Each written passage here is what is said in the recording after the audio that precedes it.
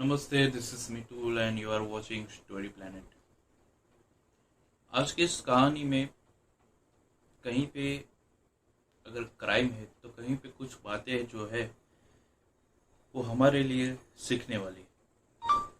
जैसे कि कई बार होता है कि कुछ चीज़ें हमें सिखा जाती है और उन चीज़ों से हमें सीखना ही हमारे लिए अच्छा है।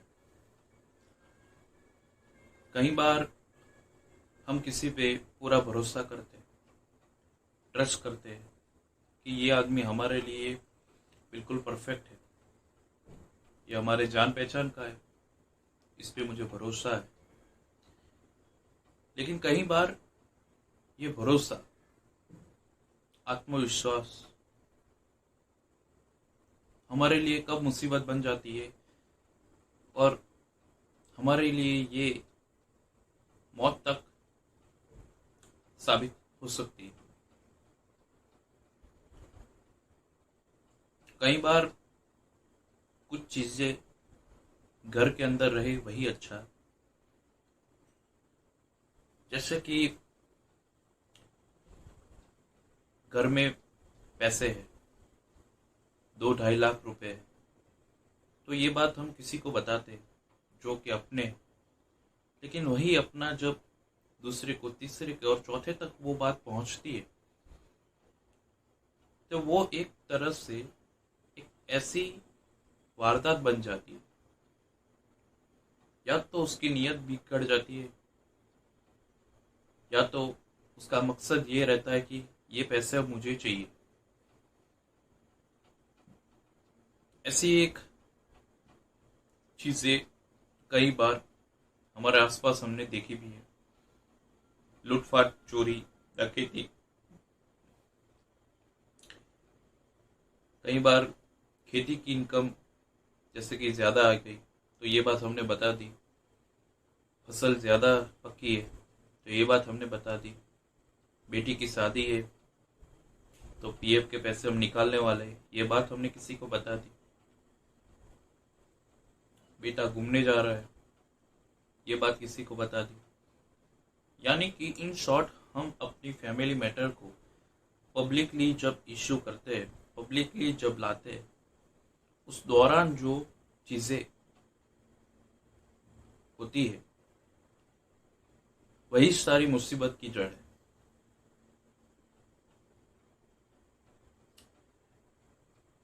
आज की कहानी कुछ ऐसी है जो हमें बिल्कुल इस चीज से बिल्कुल अवेयर करती है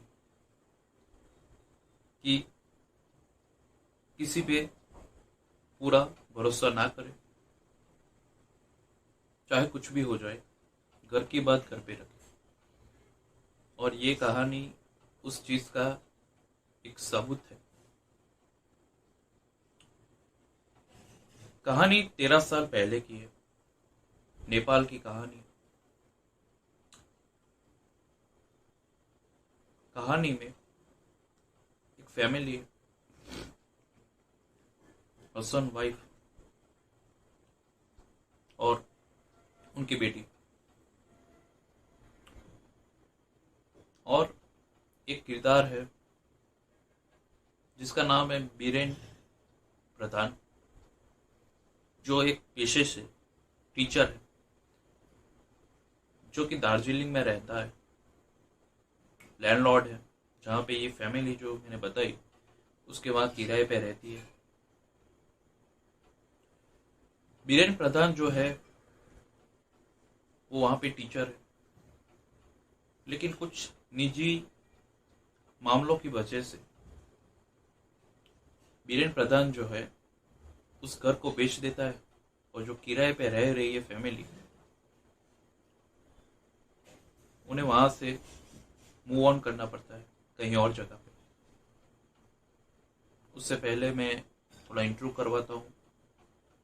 फैमिली में जो मदर है उसका नाम राधा है, उसका हस्बैंड किरण और उसकी बेटी ख्याति श्रेष्ठा जो छोटी है मासूम है और उनके साथ एक नौकर है जो राम है, जिसका नाम राम है, जो कि अब उन्हें अपनी बेटी की पढ़ाई के लिए एक अच्छी जगह शिफ्ट होना ही था। इत्तेफाक से बीरेन प्रधान जो था वो घर बेच के काठमांडू चला जाता है, नेपाल, और वहां पे वो साइंस का प्रोफेसर बन जाता है। वो साइंस पढ़ाता है बच्चों को और वो वहां पे सेटल हो जाता है। इस दौरान उस टाइम पे ख्याति श्रेष्ठा को अच्छी पढ़ाई के लिए वो लोग विराटनगर, जो वहां पे पास में एक जगह है, वहां पे वो लोग रहने लगते हैं। समय बीतता है, काफी साल बीत जाते हैं और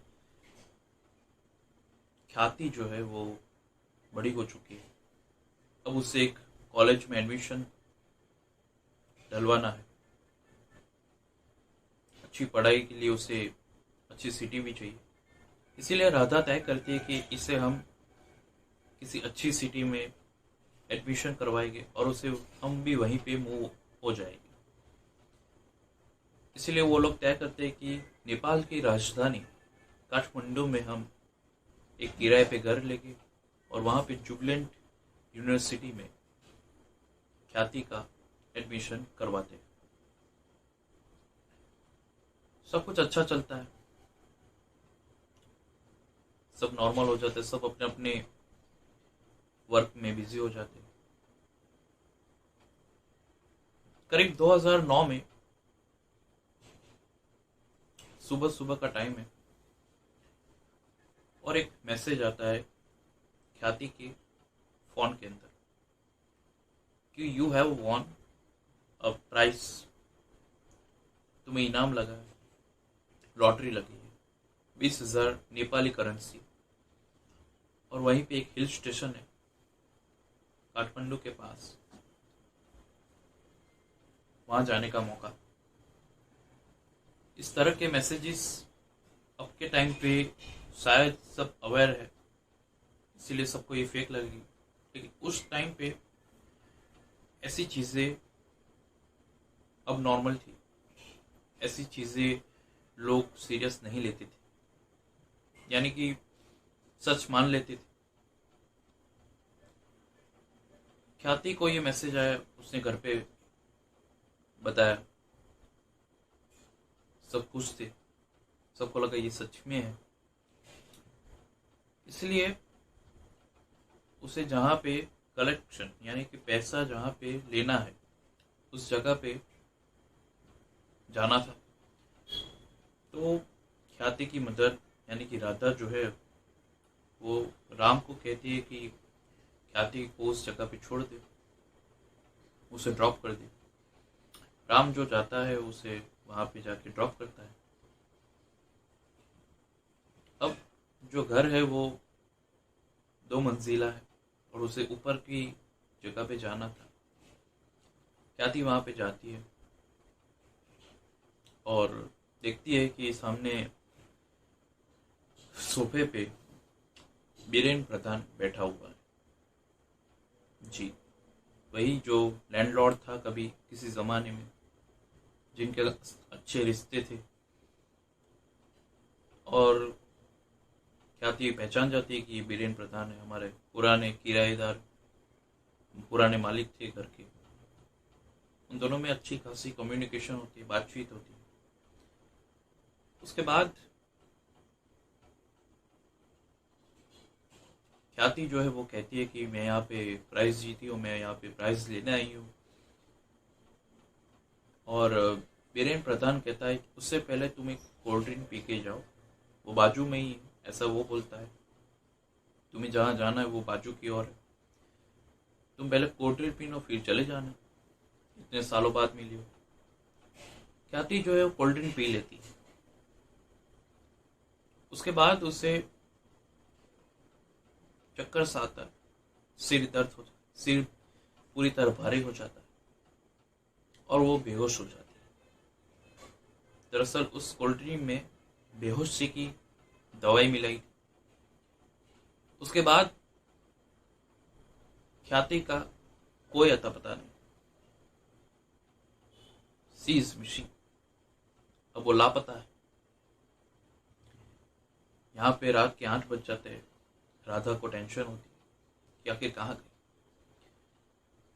वहीं पे राम को भेजा जाता है कि जहां तुमने ड्रॉप किया था उस एड्रेस पे जाओ, लेकिन वहां पे ताला था।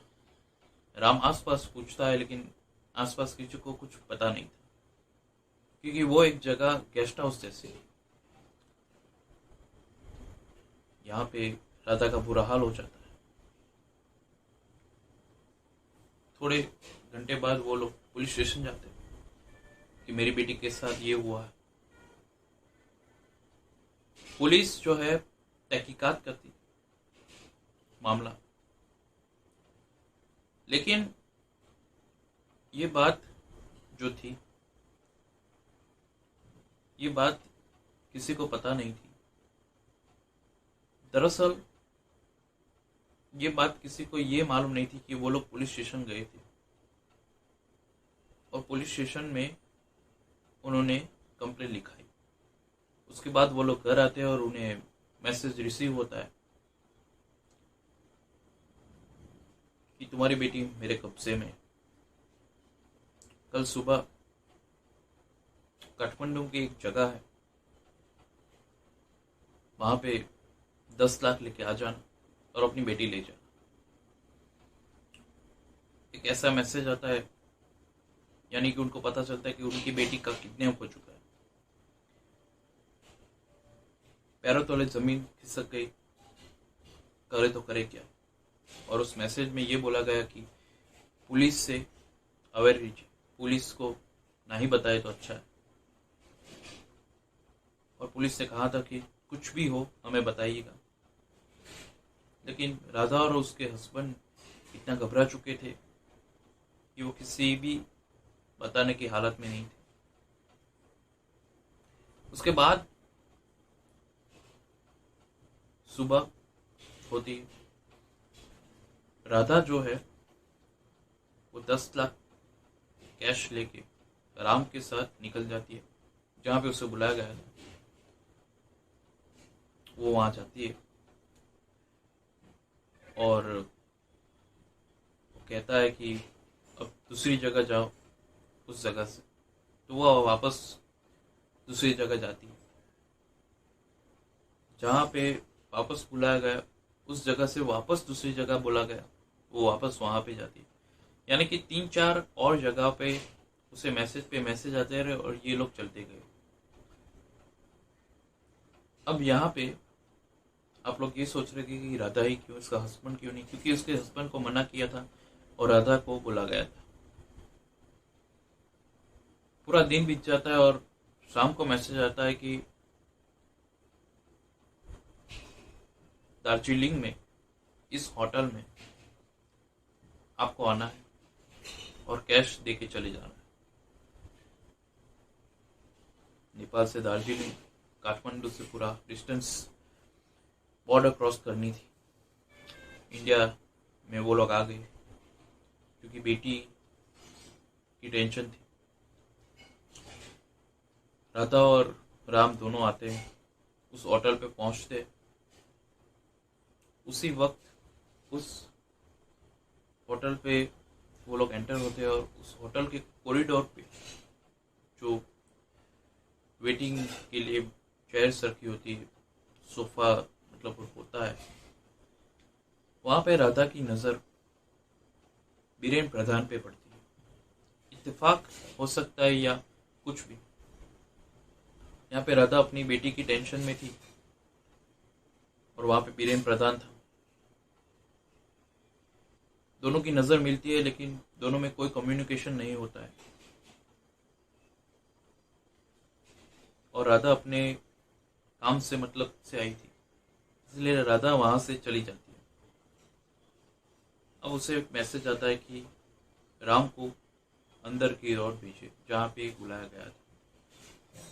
राम जो है वहां पे जाता है और राम पहचान जाता है कि ये बीरेन प्रधान, क्योंकि राम पहले से नौकर रहा है।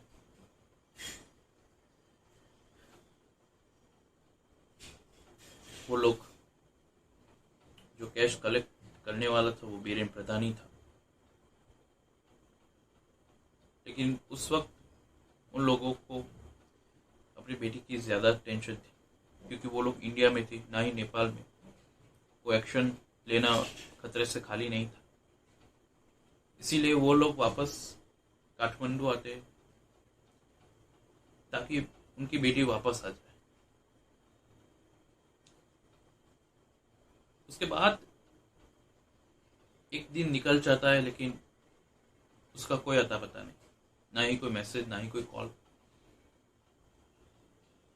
राधा और टेंशन में आ जाती है। और अब वो लोग पुलिस को पूरा सच बताते कि किस तरह ये सब हुआ। और तुरंत बीरेन प्रधान को तलाशने के लिए पुलिस ने अपनी टीम लगा दी। उसके घर गए, घर पे ताला था। दार्जिलिंग वाले घर पे जहाँ पे वो 20 साल पहले रहता था, उस जगह पे गए, वहां पे भी ताला था। 3 से 4 दिन के बाद आखिर वो पकड़ में आ गए। नेपाल की पुलिस ने उसे दबोच ली। बीरेन प्रधान को जेल में डाल के उसकी कस्टडी, उसे स्ट्रिक्टली पूछा गया, लेकिन वो सब आंसर डिनाइड करता था। बेकी बेकी बातें करने लगा, जैसे उसे कुछ मालूम ही नहीं। और जब उसे ऐसा पूछा गया कि उस दिन तुम होटल में क्या कर रहे थे जहां पे राधा और राम गए थे,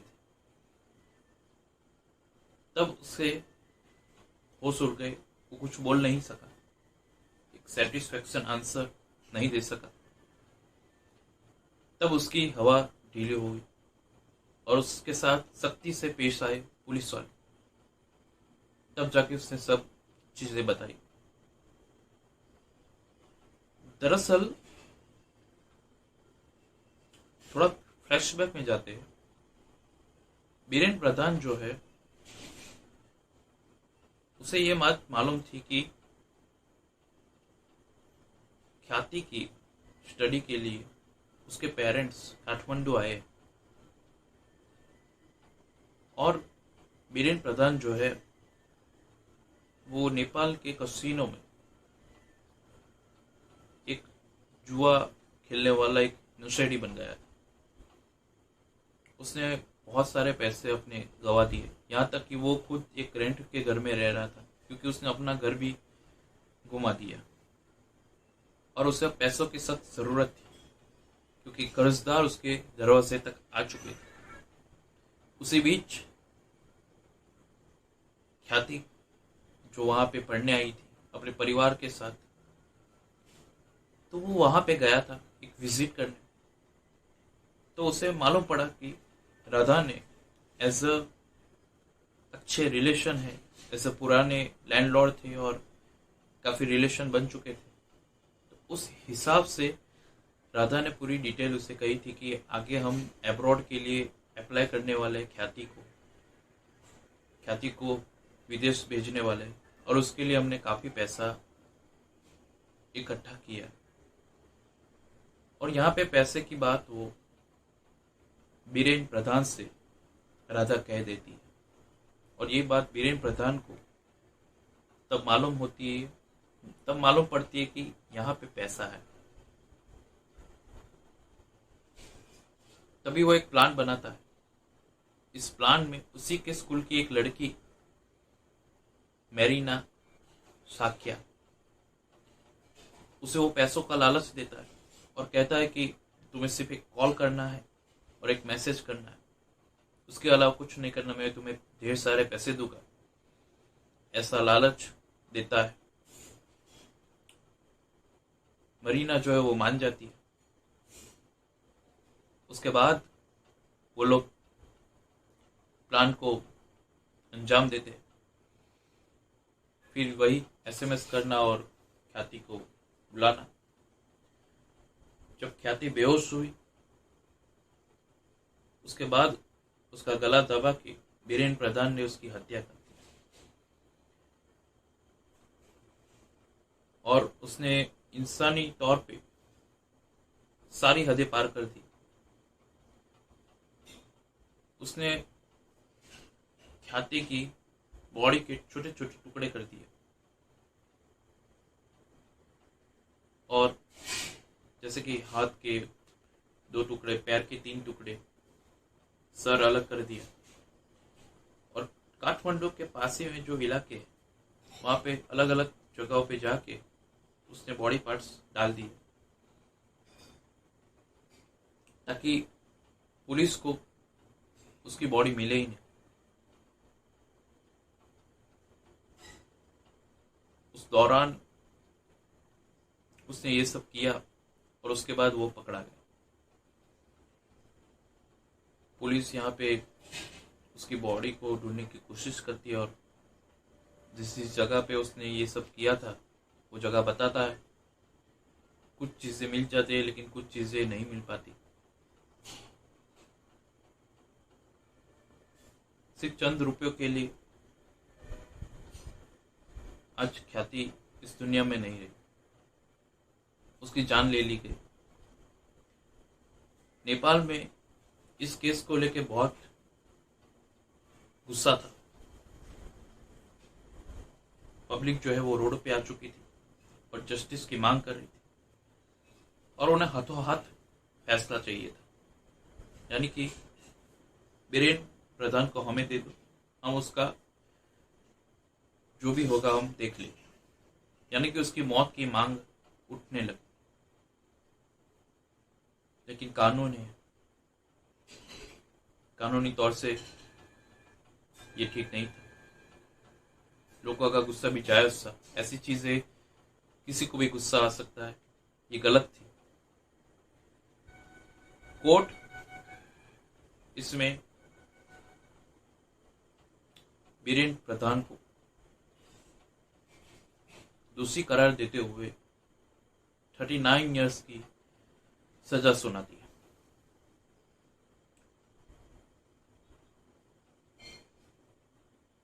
और उसके साथ जो मरीना थी वो डिनाइट करती है, वो मना करती है कि मैंने SMS और कॉल किया, मेरा मौत के साथ कोई लेना देना नहीं है, मुझे पता भी नहीं था कि ये ऐसा करने वाले हैं। लेकिन आखिर जुर्म में साथ भी दिया था। कोर्ट ने इसे हल्के में नहीं लिया और कोर्ट ने मरीना साक्या को 20 साल की सजा दी।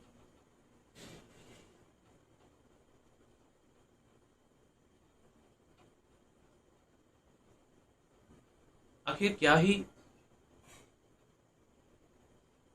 चीजें, क्या ही फॉल्ट था, क्या गुनाह था ख्याति का। उस बेचारी को ये तक मालूम नहीं था कि उसके सपने पल भर में डूब जाने। आज उसी का पहचान वाला उसके लिए एक हत्यारा बन गया, उसी का हत्यारा बन गया। इससे दोस्तों सीखने वाली बात यह है कि हमें अवेयर रहना चाहिए, चाहे वो पड़ोसी हो, चाहे वो कोई भी हो। हमें अपनी अवेयरनेस खुद दिखानी है, लोगों को अवेयर कीजिए ताकि ऐसी चीजें, ऐसी वारदात ना आपके साथ हो ना आपके आसपास हो। ये कहानी यहीं पे खत्म होती है। उम्मीद है आपको ये कहानी अच्छी लगी। हमारे साथ जुड़े रहिए। Thank you.